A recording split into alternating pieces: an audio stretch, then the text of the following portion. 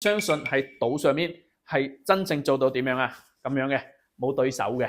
喺中山馬鞍島點解佢賣得算係貴嘅，但係銷量仲可以做得咁好呢？咁證明一樣嘢，佢嘅品質同埋佢嘅交付係對得住嘅。咁同時點解我今日又嚟到呢一個中興智慧城再拍片呢？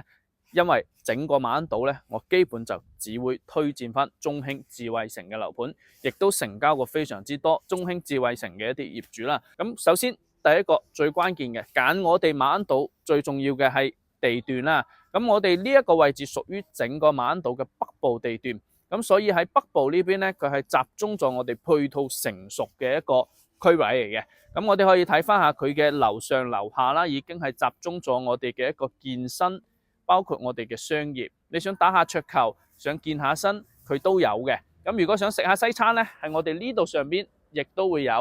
咁佢嘅一個 7-Eleven， 包括我哋飲咖啡嘅地方，配套非常成熟噶啦。咁特別係如果我哋又想逛下公園，點辦呢？落到樓下行翻到我哋對面就係我哋嘅一個翠湖公園啦。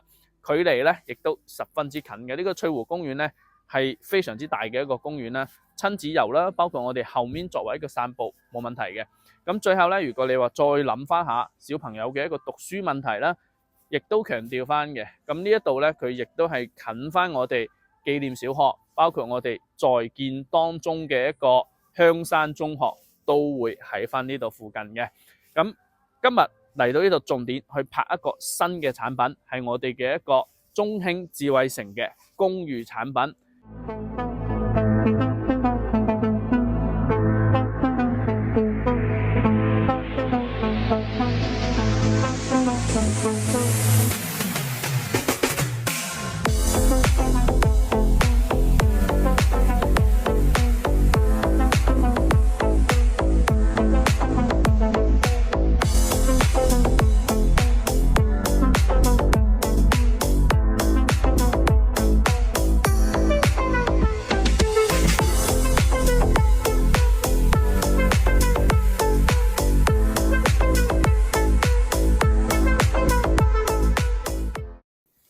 咁上翻到呢個單位嚟咧，你會發現呢邊嘅視野真係非常之開闊嘅。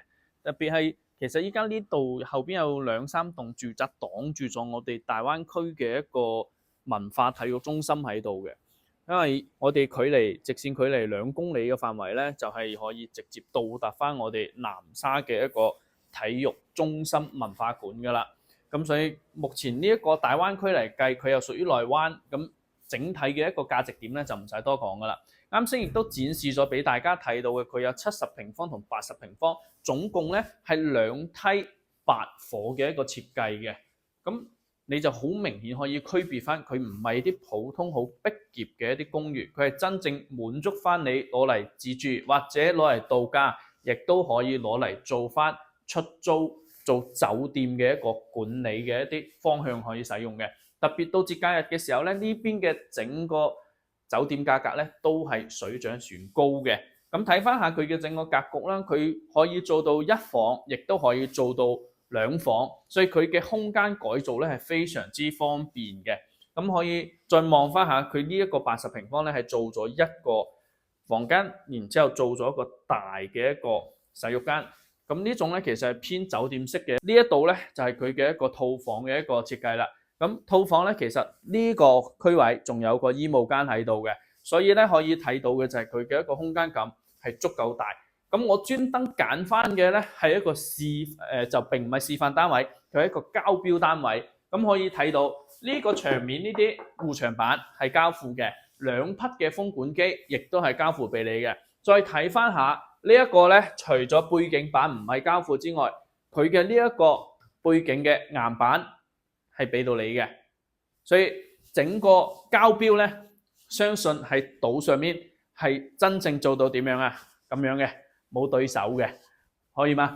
咁如果你係想喺馬鞍島上咧買到呢一種類型嘅產品咧，其實值得過嚟睇一睇。咁同時咧，亦都同開發商傾咗我哋嘅一個過年呢段期間嘅一個特價信息嘅。感興趣嘅老細咧，可以直接連接翻我呢邊 Terry 幫你實地睇房。